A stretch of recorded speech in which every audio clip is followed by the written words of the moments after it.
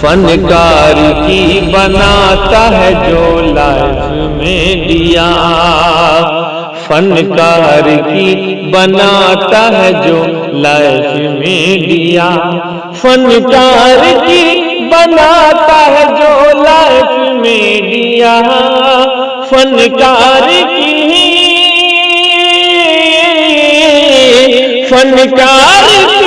بناتا ہے جو لائف میں دیا۔ عمران بھائی کا ہے وہ بس کیف میں دیا، عمران بھائی کا ہے وہ بس جی کیف میں دیا، کیف میں دیا، کیف میں دیا۔ ہم آپ حضرات کے سامنے زائد حائر ہونا نہیں چاہتے ہیں۔ آئیے حضرات، ہم نعتیہ کلام کے بعد ہم پھر چاہتے ہیں کہ خطابت کی دنیا میں قدم رکھے اور آپ کے احساس کو بیدار کرنے کے لیے، آپ کے جذبات کو بدلنے کے لیے، آئیے حضرات میں آپ حضرات کے سامنے ایک ایسے مقرر کو بلانے جا رہا ہوں، ایک ایسے مقرر کو دعوت دینے جا رہا ہوں جو اپنے اندر وہ کمال لگتے ہیں، دل میں عشق رسول کا جمال لگتے ہیں، جہاں جاتے ہیں تمام لوگوں کو نبی کا دیوانہ بنا دیتے ہیں۔ ان کے انداز خطابت میں وہ جادو ہوا کرتا ہے کہ وہ پل ہی بھر میں تمام سامعین کو اپنا بنا لیتے ہیں، جس سے میری مراد عالی جناب حضرت و مولانا وسیم اکرم صاحب دامت برکاتہم، وسیم اکرم صاحب دامت برکاتہم، صدر مدرس مدرسہ شمس العلوم صادرہ۔ میں حضرت والا سے عاجزانہ درخواست کروں گا کہ آپ مائک پر تشریف لائے اس شعر کے ساتھ کہ کسی اسٹیج پر جب آ کر یہ تقریر کرتے ہیں، کسی اسٹیج پر جب آ کر یہ تقریر کرتے ہیں، دلوں کی بزم کو تقریر سے تحریر کرتے ہیں، یہ رب کی مہربانی سے نصیحت کا عجب نسخہ عطا کرتے ہیں جس کو صاحب توقیر کرتے ہیں۔ جناب مولانا مائک پر تشریف لائے اور اپنے خطاب سے نوازیں۔ نحمده ونستعينه ونستغفره ونؤمن به ونتوكل عليه ونعوذ بالله من شرور أنفسنا ومن سيئات أعمالنا، من يهده الله فلا مضل له ومن يضلله فلا هادي له، ونشهد أن لا إله إلا الله ونشهد أن سيدنا وسندنا ومولانا محمدا عبده ورسوله، أما بعد فأعوذ بالله من الشيطان الرجيم، بسم الله الرحمن الرحيم، قوا أنفسكم وأهليكم نارا، وقال النبي صلى الله عليه وسلم تركت فيكم أمرين لن تضلوا ما تمسكتم بهما، كتاب الله وسنة رسوله، أو كما قال عليه الصلاة والسلام۔ سمجھ میں کچھ نہیں آتا کہ چھیڑوں داستاں کیسے، سمجھ میں کچھ نہیں آتا کہ چھیڑوں داستاں کیسے، رلاؤں تو بغاوت ہے ہنساؤں تو بغاوت ہے۔ اور آج سے صدیوں سال پہلے شاعر مشرق علامہ اقبال نے اسی طرح کے حالات پر منظر کشی کرتے ہوئے کیا ہی خوب کہا ہے۔ اگرچہ علامہ اقبال کا یہ شعر تعلیمات اسلامیہ اور عقائد اسلامیہ کے متصادم ہے، اس سے میل نہیں کھاتا، لیکن حالات حاضرہ کو پیش نظر رکھتے ہوئے انہوں نے کہا تھا، بربادی گلستہ کے خاطر ایک ہی الو کافی ہے، بربادی گلستہ کے خاطر ایک ہی الو کافی ہے، ہر شاخ پہ الو بیٹھا ہے انجام گلستہ کیا ہوگا۔ حضرات، بہت ہی افسوس کی بات ہے، اور ملک کے حالات تو افسوس تر ہے، اور آپ کے بینر پر جو عنوان لگا ہوا ہے اس میں لکھا ہے اصلاح معاشرہ و تعلیمی بیداری کانفرنس۔ صحیح بات یہ ہے کہ اصلاح معاشرہ کے لیے تعلیمی بیداری یہ شرط ہے، جس طریقے سے دھوپ کے لیے سورج کا ہونا شرط ہے، اگر سورج نہ نکلے، سورج میں تمازت نہ ہو، اس میں تپش نہ ہو تو دھوپ نہیں ہو سکتی ہے۔ اسی طریقے سے جب تک قوم میں معاشرے میں تعلیمی بیداری نہ ہو، صحیح تعلیم نہ ہو، اچھی تعلیم نہ ہو، اس وقت تک معاشرے کی اصلاح ناممکن ہے، ممکن ہی نہیں ہے۔ اللہ کے نبی صلی اللہ علیہ وسلم نے تعلیمی بیداری کو پر اتنا زور دیا کہ اللہ کے نبی صلی اللہ علیہ وسلم کی آمد سے پہلے تعلیم صرف اور صرف ایک قوم کی بپوٹی تھی، ایک قوم میں تعلیم تھی، یہودیوں میں۔ یہودی تعلیم پر قابض تھا، اور لگ بھگ جو آج کا دور ہے یہی دور آپ صلی اللہ علیہ وسلم کی بعثت اور آپ کی آمد سے پہلے تھا کہ پوری تعلیم پر اور قوم پر، تہذیب پر، تمدن پر یہودیوں کا کنٹرول تھا۔ کیوں؟ اس لیے کہ وہ تعلیم کے ٹھیکیدار تھے، تعلیم ان کے ہاتھ میں تھی، تعلیم اور پڑھی لکھی قوم ان کی مانی جاتی تھی۔ اللہ کے نبی پر قربان جائیے، جب وہ دنیا میں تشریف لائے تو تعلیم کو عام کر دیا۔ آج لوگ کانفرنسیں کرتے ہیں، تعلیمی بیداری کے لیے جلسے جلوس کرتے ہیں۔ اللہ کے نبی نے ہر گھر میں تعلیم کو پہنچایا اور تعلیم پر بے انتہا زور دیا۔ ایک غلام جس کی کوئی حیثیت نہیں ہوتی تھی، اللہ کے نبی کی صحبت کو اپنانے سے، تعلیم اسلام کو اپنانے سے اس غلام کا بڑا مقام و مرتبہ ہو گیا۔ ایک غلام کا واقعہ سناتا ہوں۔ خاندان سے غلام ہے اور کوئی مقام نہیں تھا، ایمان لانے سے پہلے، تعلیم حاصل کرنے سے پہلے کوئی مقام نہیں تھا، لیکن جب تعلیم حاصل کیے تو سپر پاور کی نگاہوں میں نگاہ ڈال کر کے انہوں نے بات کی، جن کو ربی بن عامر کہتے ہیں۔ حضرت عمر کا زمانہ ہے، حضرت عمر نے ایک بڑی فوج تیار کر کے اس وقت کے سپر پاور یعنی ملک فارس و ایران میں بھیجا، اور اس وقت جو سپر پاور تھا، جو سپر پاور جس کی طاقت اور قوت اور شان و شوکت تھی، وہ جو ہے روم اور فارس کے زمانے میں اس کو روم و فارس کہتے ہیں، یعنی روم و فارس کی طاقت بہت ہی عظیم تھی۔ جب لشکر اسلام روم و فارس پر یعنی اپنا قدم جمایا اور اپنے قدم کو آگے بڑھایا، تو وہاں کے جو سب سے فوجی کمانڈر تھا، بڑا حساس تھا، بڑا پڑھا لکھا ہوشیار تھا۔ اس نے کہا کہ یہ تو مسلمان ہیں، ان کے پاس کھانے پینے کے لیے کچھ بھی نہیں، ان پر روب و دبدبا ڈال دیں، اور جنگ کو جیتنے کا یہی طریقہ ہوتا ہے۔ جب جنگی فوج روب و دبدبا میں آ جائے تو وہ جو ہے جنگ ہار جاتی ہے۔ اس نے اس وقت کا جو فوجی لیڈر تھا، فوجی جو ہے مطلب کمانڈر تھا، اس نے کہا کہ ہم کچھ بات کرنا چاہتے ہیں مسلمانوں کی فوج سے، مسلمانوں کے لشکر سے، اور مسلمان کے قائد سے، کمانڈر سے۔ حضرت عمر بن العاص رضی اللہ تعالیٰ عنہ خود نہیں گئے، اس وقت کمانڈر آپ ہی تھے۔ انہوں نے ایک غلام کو، ربی بن عامر کو، اور حضرت حذیفۃ الیمان کو بھیجا کہ وہ جا کر کے اور روم و فارس کے بادشاہوں سے بات کرے۔ کون ہے؟ غلام ہے۔ کیوں غلام کو یہ مقام ملا؟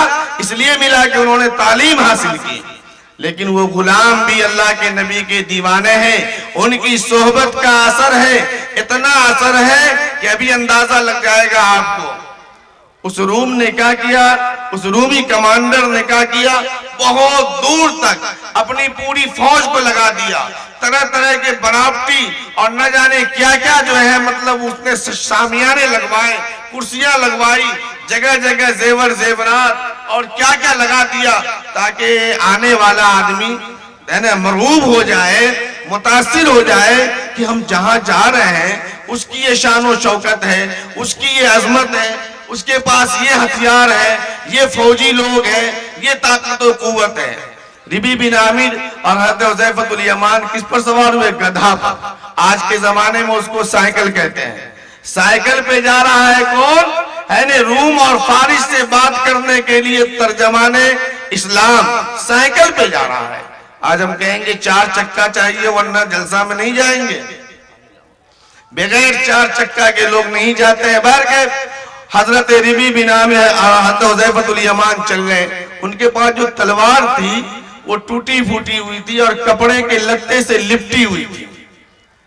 ہر جگہ جا رہے ہیں تو لوگ انہیں روک رہے ہیں کہ آپ آگے نہیں جا سکتے، کچر یہی روکتے ہیں.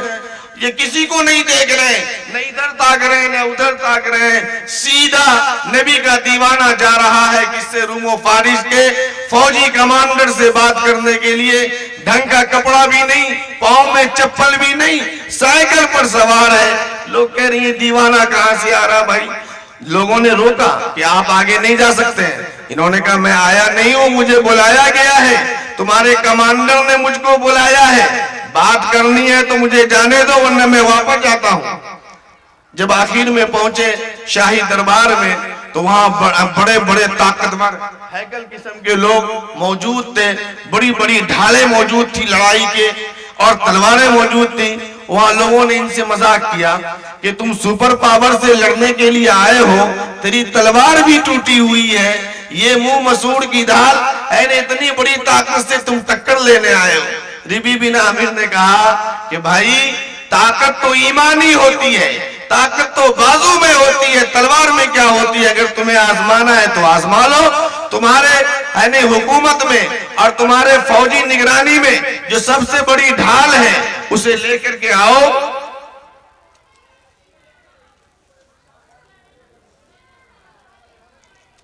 اور پھر میرا وار دیکھو، سمجھ میں آ جائے گا. ان لوگوں نے کہا یہ مذاق کر رہے ہیں. باہر گئے، اس حکومت کی سب سے مضبوط اور بڑی جو ڈھال تھی اس کو لایا گیا اور دو بڑا پہلوان اسے پکڑا. حضرت ربی بن عامر نے ایک مرتبہ وار کیا اور ڈھال کے دو ٹکڑے کر دیے. کہا بھائی یہ انسان نہیں ہے، دیو ہے، یہ انسان نہیں ہے. باہر کے اب جا رہے ہیں دیوانہ، نہ ادھر دیکھ رہے ہیں نہ ادھر دیکھ رہے ہیں، تمام شان و شوکت کو روندتے ہوئے جا رہے ہیں. وہی نہیں، اور تھوڑا سا ایک کام کیا. حضرت دونوں لوگوں نے اپنی تلوار کو نیچے ان کی قیمتی قالین کو چاک کرتے ہوئے جا رہے ہیں. بالآخر اس محل میں پہنچ گیا جہاں پر جو ہے وہ فوجی کمانڈر اپنے لاہو لشکر کے ساتھ، ہتھیاروں کے ساتھ اور نہ جانے کتنی دولتوں کے ساتھ بیٹھا ہوا تھا. یہ وہاں جب جانے لگے لوگوں نے روکا، کہا دیکھو میں آیا نہیں ہوں، مجھے بلایا گیا ہے، جانے دو گے تو جانے دو ورنہ میں جاتا ہوں واپس. کہا بھائی جاؤ، یہ تو شاہی دربار کا مہمان ہے. لوگوں نے روکا نہیں. گئے، جانے کے بعد فوجی کمانڈر کے تخت سے اپنے گدھا کو باندھ دیا اور تھوڑی سی جگہ تھی وہ ہٹا نہیں. فوجی کمانڈر دیکھا تھوڑا مروب ہوگا، کہا ہے نہیں، ہٹنے نہیں دیا. کود کر کے اس چوکی پر بیٹھ گئے، تخت پر بیٹھ گئے. یہ دیوانہ رسول تھے، انہیں دنیا کی شان و شوکت کا کوئی غم نہیں ہوتا تھا، ان کے دل دماغ پر کسی کی شان و شوکت کا اثر نہیں ہوتا تھا. یہ اتنا کرنا تھا کہ وہ فوجی کمانڈر سمجھ گیا کہ اس سے جنگ لڑنا آسان نہیں ہے. ٹوٹی تلوار لے کر کے گدھا کو میرے تخت سے باندھ کر کے مجھ سے آنکھ میں آنکھ ڈال کر کے یہ بات کر رہا ہے. یہ تعلیمی بیداری اللہ کے نبی کی صحبت، آپ کی سنت کا اثر تھا کہ ایک ایک فرد بڑی سی بڑی حکومت کو للکارنے کی تاب و طاقت رکھتا تھا. آج ہم نے تعلیم کو چھوڑا، سنت کو چھوڑا، کتاب اللہ سے منہ موڑا، جس کا نتیجہ ہے کہ ہم ادنا سی پولیس سے ڈر جاتے ہیں، گھبرا جاتے ہیں، اور کوئی آفت آتی ہے تو ہم بلاک کا اور فلاں جگہ چکر کاٹتے رہتے ہیں اور پوری دنیا ہم پر ہنس رہی ہے. دوستوں تو میں بتا رہا ہوں کہ اصلاح معاشرہ کے لیے اصل ضرورت ہے تعلیم کی. اللہ کے نبی نے تعلیم کو عام کیا.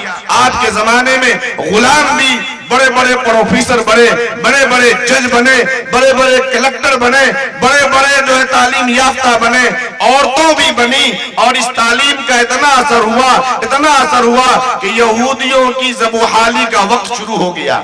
یہودی کی تنزلی شروع ہو گئی اور اللہ کے نبی نے اس تعلیم یافتہ فوج کو لے کر کے پوری دنیا پہ حکمرانی کی ہے. اس لیے ضرورت ہے تعلیمی بیداری کی. آپ کہیں گے ہمارے گاؤں میں بہت پڑھے لکھے ہیں، بہت کم پڑھے لکھے ہیں. بہت پڑھے لکھے نہیں ہیں، آج بھی تعلیم کی ضرورت ہے. آپ بتائیے، تعلیم صرف دینی تعلیم کا نام نہیں ہے، تعلیم سب ہے. اللہ نے اپنے نبی کو جو دعا بتائی ہے اس نے بتایا ربنا آتنا فی الدنیا حسنہ وفی الآخرۃ حسنہ وقنا عذاب النار. فی الدنیا حسنہ، حسنہ کی تعریف کرتے ہوئے محدثین لکھتے ہیں کہ حسنہ سے مراد ہے دنیاوی تعلیم. दुनियावी तालीम भी होनी चाहिए। अल्लाह के नबी ने अपने सहाबा को इसकी भी तलकीन की है। आज देख लीजिए, हमारा ये इलाका मुसलमानों का इलाका है, मुस्लिम आबादी ज्यादा है, लेकिन कितनी यूनिवर्सिटियां हैं, कितने कॉलेज हैं, कितने हॉस्पिटल है, आप बता दीजिए। आपके इस गांव में बहुत पढ़े लिखे लोग हैं, कितने अच्छे उलमा हैं, कितने बड़े बड़े मकामात हासिल किए हुए हैं, बड़ी बड़ी पोजीशन पर कितने लोग हैं आपके नहीं है। तालीम की जरूरत है, तालीमी बेदारी पैदा कीजिए, अपने बच्चों को अच्छी तालीम दीजिए। आप सिर्फ गोश्त रोटी खाने में न लगे, गोश्त रोटी वाले मुसलमान न बने। तालीम को अगर आपने जिंदा किया, तालीम अपने बच्चों को अच्छी दिया, तो यकीनन आपका मुस्तकबिल ताबनाक और रोशन है, वरना तो अंधेरा है। यहूदियों को अल्लाह के नबी की सोबत याफ्ता सहाबा और मुसलमानों ने जब पामाल कर दिया, उसकी हुकूमत और हुक्मरानी को खत्म कर दिया, रही सही हुकूमत उनकी खत्म हो गई। चूंकि तालीम ही बेस था, तालीम ही उनके लिए सब कुछ थी। तालीम को इस्लाम ने हासिल कर लिया, मुसलमानों ने हासिल कर लिया, यहूदियों का मिलिया मेट हो गया। तो पता है आपको यहूदियों ने क्या किया? एक बहुत काबिल आदमी बता रहा था कि यहूदियों ने बैठ के मशवरा किया और कहा क्या करना चाहिए कि फिर दोबारा हमारी हुकूमत आए। मेरे दोस्तों, यहूदियों ने बैठ के मशवरा किया और करने के बाद उन्होंने फिर इसी बात को अपनाया कि तालीम हासिल करो। अपने बच्चों के जहन में उसने तालीम की फिक्र डाली, ऐसी फिक्र डाली कि एक वाकया सुनाता हूं। मौलाना अबुल कलाम आजाद यानी लंदन गए, पेरिस गए, जगह जगह सफर किया उन्होंने। एक पार्क में देखा, छुट्टी का दिन है, तमाम बच्चे खेल रहे हैं, एक बच्चा बैठ के पढ़ रहा है, कुछ लिख रहा है। मौलाना अबुल कलाम आजाद उसके करीब गए। करीब जाने के बाद कहा, अजीजम, सभी बच्चे खेल रहे, कूद रहे हैं, मौज मस्ती कर रहे हैं, आज तो छुट्टी का दिन है, तुम पढ़ रहे हो, लिख रहे हो, तेरा जहन पढ़ने पर लगा हुआ, तुम्हें भी खेलना चाहिए। बच्चा क्या जवाब दिया? मुसलमानों सुनो, कान खोल के सुनो। उस बच्चा ने कहा कि मैं नस्लन यहूदी हूं, मेरी पैदाइश यहूदी घराना में है, मैं यहूदी हूं, मेरी कौम मुट्ठी भर है। अगर मैं पढ़ाई छोड़ दूं, मैं खेलूं कूदूं, तो मेरी कौम मिट जाएगी, खत्म हो जाएगी। मोहतरम, ये है यहूदियों में तालीमी बेदारी कि उसका बच्चा फिक्रमंद है कि अच्छी तालीम हासिल करे। आज सभी लोग तस्लीम करते हैं, हुकूमत ईसाइयों की हो, हुकूमत हिंदुओं की हो, लेकिन जहनी हुकूमत यहूदियों की है। पूरी दुनिया पर ज़हनी तौर पर, चाहे वो इस्लामी हुकूमत क्यों न कहलाती हो, ज़हनी तौर पर यहूदी मुसल्लत है। बड़ी बड़ी फैक्ट्रियां, बड़ी बड़ी यूनिवर्सिटियां यहूदियों की है। दुनिया में 3 बड़ी यूनिवर्सिटियां हैं, तीनों के मालिक यहूदी हैं। अक़वाम मुत्तहिदा में जब यहूदियों की बात आई कि भाई ये अक़लियत में है, इन्हें कुछ रिफाई काम इनके लिए किया जाए। आज लोग ढंडोरा फिरते हैं ना, मुस्लिम अक़लियत, ये कहते हैं, अमल नहीं करते। अक़वाम मुत्तहिदा में ये बात आई कि यहूदी अक़लियत में है, इनके साथ कुछ एहसानात किया जाए, इनको कुछ दिया जाए। यहूदियों से कहा कि तुम्हें क्या चाहिए? कान खोल के सुनिए मुसलमानों, आज अगर यहाँ कोई हुकूमत वाला आता है, कोई सियासी लीडर आता है, तो हम लोग क्या शिकायत करते हैं? रिलीफ नहीं मिलती, फला नहीं मिलता। कोई ये नहीं कहता कि हमारे यहाँ तालीम अच्छी नहीं है, स्कूल का निजाम नहीं है, यूनिवर्सिटी नहीं है। बड़े बड़े लोग आते हैं, चले जाते हैं, ये मांग कोई नहीं करता। यहूदियों ने अक़वाम मुत्तहिदा से क्या मांग किया कि हमें यूनिवर्सिटियां दी जाए, हमारी कौम के लिए, हमारे बच्चों के लिए यूनिवर्सिटियां कायम किया जाए। दुनिया की सबसे बड़ी यूनिवर्सिटी ऑक्सफोर्ड, वो यहूदियों को उस वक्त दी गई और यहूदियों का उस पर तसल्लुत है। बड़े बड़े लोग वहां से पैदा हो रहे हैं, सब यहूदी पैदा कर रहे हैं। और हमारा आप सिर्फ जलसा जुलूस तो कर लेते हैं और जलसा जुलूस भी नाकिस करते हैं। क्या करते हैं? तालीमी बेदारी की जरूरत है हजरात। तालीम में हम बहुत पीछे हैं। दलित कौम ने, हिंदुस्तान में दलित कौम बहुत ज्यादा है। दलित कौम ने देखा और उसके जो है रहनुमा डॉक्टर भीमराव अंबेडकर ने इस बात को उनकी कौम, अपनी कौम में उनके जहन में बैठा दिया। दलित कौम तालीम में कुछ आगे हो गई। आज अफसर उस कौम का मिलता है, जज और कलेक्टर उस कौम का मिलता है। यही तो हुकूमत को अखर रहा है। اس لیے مسلمانوں کو انہوں نے جو ہے زینہ بنایا ہے، راستہ بنایا ہے۔ اصل ٹارگیٹ تو دلت قوم ہے، مسلمان نہیں ہے۔ بہرکیف دلت قوم نے اس احساسات کو اپنے اندر، اس شعور کو اپنے اندر لیا، اور یہ شعوری بیداری ان کے اندر پیدا ہوئی، اور دلت قوم پڑھنے میں آگے ہو گئے، تو ان کے ہر طرح کے لوگ ہر جگہ موجود ہیں۔ آج ہمارے اندر بھی یہ بیداری آنی چاہیے، تبھی جا کر کے ہمارے معاشرہ کی اصلاح ہوگی، ورنہ نہیں ہوگی۔ صحیح تعلیم ہونی چاہیے۔ دوسری چیز جو ضروری ہے اصلاح معاشرہ کے لیے، وہ ہے شریعت پر عمل۔ ہم نے شریعت کو چھوڑ دیا ہے، پسے پش ڈال دیا ہے، جس کے نتیجے میں آج ہمارے معاشرے میں ہر طرح کی خرابیاں آ رہی ہے۔ ہم خود کوشش نہیں کرتے اور دوسروں پر الزام دھرتے ہیں۔ بڑا اچھا عنوان ہے اصلاح معاشرہ۔ ہر شخص دوسرے سے معاشرے کی اصلاح کی کوشش کرتا ہے، اپنی ذات سے نہیں کرتا، اس لیے اصلاح نہیں ہوتی۔ اصلاح کے اصول قرآن نے بیان کیا ہے، قُوا أَنفُسَكُمْ وَأَهْلِيكُمْ نَارًا، کہ اصلاح کرنا ہو تو پہلے اپنی اصلاح کریں۔ یہ ہر فرد کی ذمہ داری ہے۔ ہم میں سے ہر فرد پہلے اپنی اصلاح کرے، کہ وہ شریعت پہ چلنے والا ہو جائے، دین پر عمل کرنے والا ہو جائے، اللہ کے نبی کی سنت کو اپنانے والا ہو جائے، تب جا کر کے معاشرے کی اصلاح ہو سکتی ہے۔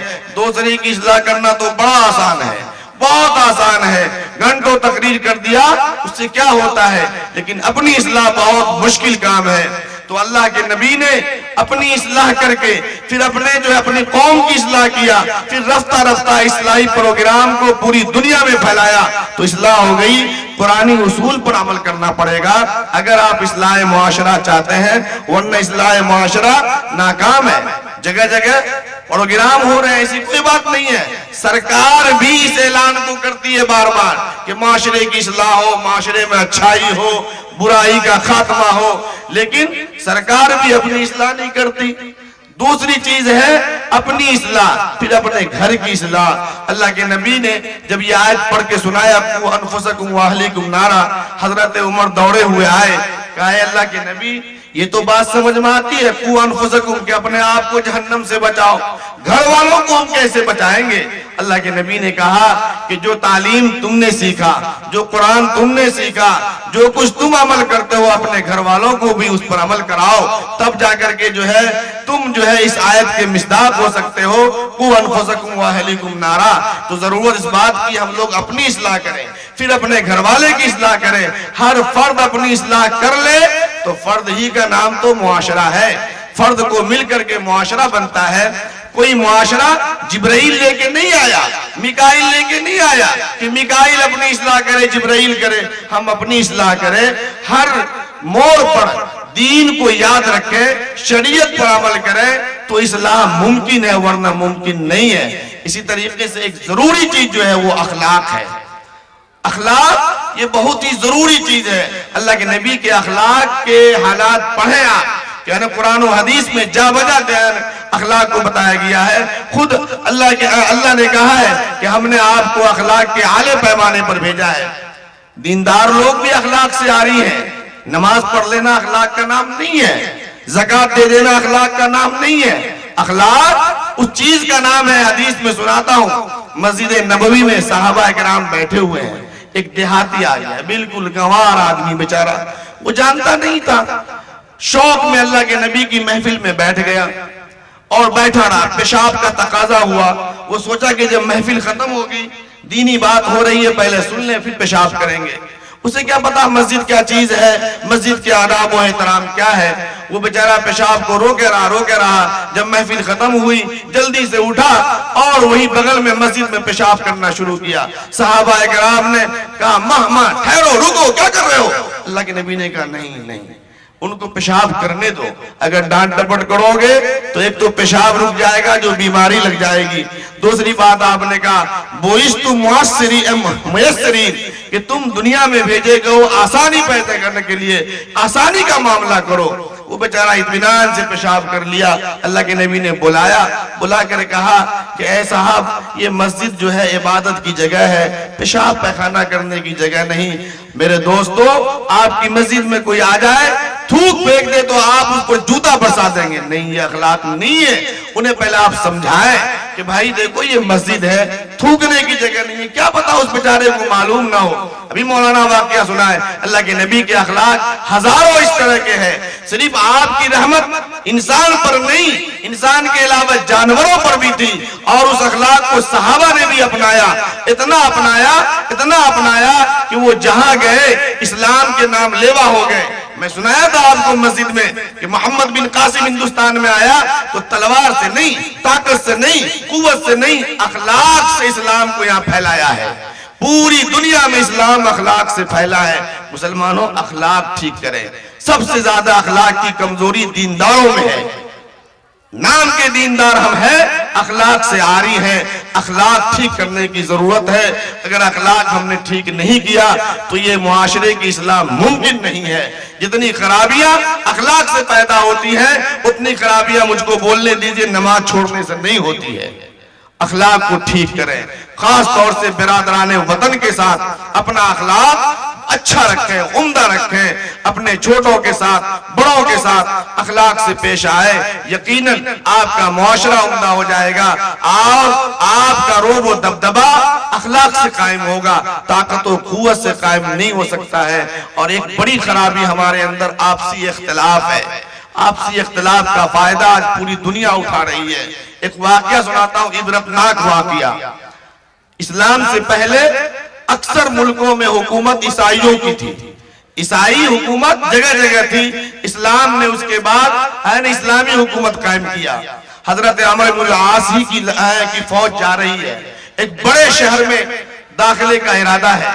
پہلے زمانہ میں شہر دیواروں سے گھرا ہوا ہوتا تھا، شہر کے کنارے گیٹ ہوا کرتا، سنا آپ نے Delhi gate, Kashmiri gate, Ajmeri gate, اسی انداز سے شہر ہوتا تھا۔ عمرو بن العاص ایک بڑی لشکر لے کر کے بڑی بستی پر حملہ آور جا رہے ہیں۔ دیکھا کہ بھائی پورے گاؤں میں سناٹا چھایا ہوا ہے، گیٹ پر کوئی نہیں ہے، تمام گیٹ کھلے ہوئے ہیں۔ لشکر کو لے کے اطمینان سے وہ داخل ہو گئے۔ غور سے سنیں گے، عبرتناک واقعہ ہے۔ جب اندر پہنچے تو پوری بستی میں صرف عورتیں ہی عورتیں ہیں، مرد نہیں ہیں۔ حضرت عمرو بن العاص اور مسلمان صحابہ کو بڑا جو افسوس ہوا اور حیرت ہوئی کہ کیا بات ہے، اتنی بڑی بستی ہے، کوئی لوگ نہیں، نہ مقابلے کو ہے، نہ کوئی گیٹ پر کھڑا ہے روکنے والا، عورتیں ہی عورتیں ہیں۔ حضرت عمرو بن العاص نے کسی صاحب سے پوچھا کہ ارے یہ مرد کہاں گئے، یہاں کے شہر کے لوگ کہاں گئے؟ انہوں نے بڑے فخریانہ انداز میں کہا کہ یہ لوگ گئے ہیں مناظرہ میں۔ کہاں گئے؟ مناظرہ میں۔ کہا کیسا مناظرہ ہے، کیا عنوان ہے؟ تو کہا کہ مناظرہ ہو رہا ہے، عیسائیوں میں دو فرقے ہیں اس گاؤں میں، دونوں فرقہ، ایک فرقہ تو یہ کہہ رہا ہے کہ حضرت مریم کے پیٹ سے جو عیسیٰ پیدا ہوا، اس کی پیدائش کے بعد بھی مریم کنواری ہے یا شادی شدہ ہو گئی۔ ایک عنوان تو یہ ہے مناظرے کا کہ عیسیٰ علیہ السلام کے پیدائش کے بعد بھی مریم کنواری ہے یا شادی شدہ ہو گئی۔ کہا دوسرا عنوان کیا ہے؟ کہا دوسرا عنوان یہ ہے کہ عیسیٰ کا پیشاب پاک ہے یا ناپاک ہے۔ صحابہ کو ہنسی آ گئی، عمرو بن العاص نے روکا، نہیں ہنسنا نہیں ہے۔ حضرت عمرو بن العاص کی نگاہ دوربین نے ہماری اس ذب و حالی کو دیکھ لیا تھا۔ اس نے کہا کہ اے لوگوں، تمہارے مسلمانوں کا بھی یہی حال ہوگا کہ مسلمان آپسی اختلاف میں، آپسی چمچلش میں اور مناظروں میں لگے رہیں گے، اور تمہارے دشمن اسی طریقے سے مسلم حکومتوں کی تختہ پلٹتے ہوئے ان کے شہروں میں داخل ہو جائیں گے، جو آج عیسائیوں کا ہو رہا ہے۔ میرے دوستو، آپسی اختلاف ختم کیجئے، یہ چپکلش اور یہ بغض دینا دل کی قدورت کو نکالیے، ورنہ وہ دن دور کیا بلکہ دیکھ رہے ہیں کہ ہمارے گھروں تک لوگ آ گئے ہیں۔ اب گھر سے گھسیٹ کر نکالنے کا کام ہو رہا ہے، بس نکالا جائے گا، اس کا اب انتظار کیجئے۔ اگر یہ اختلاف ختم نہیں ہوا، آج ہماری تنظیموں میں اتحاد نہیں ہے، سینکڑوں تنظیم ہے اس ملک میں، ایک اگر چچا کہتا ہے ایسے ہوگا تو بھتیجا کہتا ہے یہ غلط ہو رہا ہے۔ بہت برا حال ہے محترم، ہمارا کوئی لیڈر نہیں، ہمارا اس وقت کوئی رہنما نہیں۔ ہر فرد اپنی ذمہ داری کو سمجھے، ہر فرد اپنے اندر احساس اور شعور کو بیدار کرے، تعلیمی بھی سیاسی بھی احساسات آپ کے اندر بیدار ہونا چاہیے۔ دوسری اور ایک خرابی ہمارے اندر کیا ہے، آپ سمجھیں گے معاشرے کی اصلاح سے اس کا کیا جوڑ ہے؟ مولوی صاحب بے تکے کی بات کر رہے ہیں، نہیں، ہم جو اپنا ووٹ استعمال کرتے ہیں اس کو صحیح سے استعمال کریں. اگر معاشرے کی اصلاح چاہتے ہیں, ترقی چاہتے ہیں, ملک کی ترقی چاہتے ہیں, قوم کی ترقی کا چاہتے ہیں, تو آپ پہلی بات تو یہ سمجھیں, جس پارٹی میں رہے اپنی قوم کے لیے رہے, اپنے ملک کے لیے رہے. اگر پارٹی کا منشور ہماری قوم کے خلاف ہے تو اس پارٹی کو ہم لات مارتے ہیں. اس سکھوں میں یہ بات ہے. ایک صاحب سنا رہے تھے, صحیح سے واقعہ مجھے پتہ نہیں, کہ کسی سکھ لیڈر نے ایک ایسی بات کہہ دی جو سکھ قوم کے خلاف تھی. پوری قوم متحد ہو کر کے اس سکھ لیڈر کا بائیکاٹ کر دیا. اور اتنا ہی نہیں, جب وہ معافی مانگا تو کہا ایسے معافی نہیں ہوگی, تم گردوارے میں جاؤ اور 1 مہینے تک چپل سیدھی کرو تمام گردوارے میں آنے والوں کی, تب تمہیں ہم معاف کریں گے. میرے محترم, آپ جس پارٹی میں بھی رہیں, جس پارٹی کا بھی سپورٹ کریں, اپنی قوم کے لیے رہیں, اپنی قوم کے لیے مریں, اپنے ملک کے لیے مریں, ملت کے لیے مریں. یہ نہیں ہو کہ ایک پارٹی کے منشور کے تحت ہم آ جائیں اور پارٹی کا جو منشور ہو اور اس کے جو مطلب عزائم ہو, منصوبے ہو, اس کے ماتحت ہو کر کے ہم مجبور ہو جائیں. اگر ہماری قوم کا بھی کوئی فرد اس طرح کا آتا ہے اس پارٹی سے جڑ کر کے, جو پارٹی ملک کے لیے خطرناک ہے, قوم کے لیے خطرناک ہے, ملت کے لیے خطرناک ہے, اس قوم کے لیڈر کو ہم لات مارتے ہیں. جب تک یہ احساس نہیں آئے گا, بیداری نہیں آئے گی, جب تک یہ قوت اور طاقت آپ کی زبان میں نہیں آئے گی, آپ اسی طریقے سے پریشان رہیں گے. تو آپ جو اپنا ووٹ کا استعمال کریں تو ایسے نمائندہ چن کر بھیجیں جو عیاش نہ ہو, قوم سے دور نہ رہتا ہو, اپنی مفاد کے لیے اپنی مطلب پرستی میں نہ لگا رہتا ہو, بلکہ آپ کے لیے مرے, آپ پر جو ہے قربان ہو, آپ کے دین, آپ کی ملت, آپ کے گاؤں علاقے کے لیے جو ہے وہ کام کرنے والا ہو. ایسے لوگوں کو چن کر کے بھیجیں. آپ اگر عیاش کو بھیجیں گے تو وہ عیاشی کرے گا, رشوت خور کو بھیجیں گے رشوت خوری کرے گا. یہ چھوٹے موٹے ہر چناؤ میں ہونا چاہیے. آپ اپنے اندر سیاسی شعور کو بیدار کریں. علی میاں ندوی رحمت اللہ علیہ نے آج سے 30 35 40 سال پیچھے یہ بات کہہ دیا کہ میری نگاہ دیکھ رہی ہے کہ مسلمان کے اندر سیاسی شعور ختم ہوتا جا رہا ہے. یہ سیاسی شعور ختم ہو رہا ہے, اب تو ختم ہو چکا. سیاسی شعور بھی بیدار کریں آپ. تو آپ معاشرے کی اصلاح چاہتے ہیں تو اپنا ووٹ بھی صحیح استعمال کریں, تب جا کر کے آپ کا معاشرہ ترقی کرے گا, آپ کا معاشرہ سدھرے گا اور راہ راست پر آئے گا, ورنہ کچھ نہیں ہو سکتا. تو اصل کہنا یہی ہے, بہت سارے علماء کرام ہیں جن کے بیانات سننا ہے, کہنے کو دل تو بہت چاہتا ہے, لیکن کیا کریں, وقت اس بات کی اجازت نہیں دیتی. میں نے جو شروع میں ایک شعر کہا ہے پھر اس کو دہرا کر کے اپنی بات ختم کرتا ہوں کہ بربادی گلستہ کے خاطر ایک ہی الو کافی ہے. آپ کیا دیکھ رہے ہیں, حالات بہت نازک آ چکے ہیں, بڑے خراب ہو چکے ہیں. اگر آپ بیدار نہیں ہوئے تو یہی حال ہوگا جو علامہ اقبال نے پہلے کہہ دیا, بربادی گلستہ کے خاطر ایک ہی الو کافی ہے, ہر شاخ پہ الو بیٹھا ہے, انجام گلستہ کیا ہوگا, وما علینا الا البلاغ.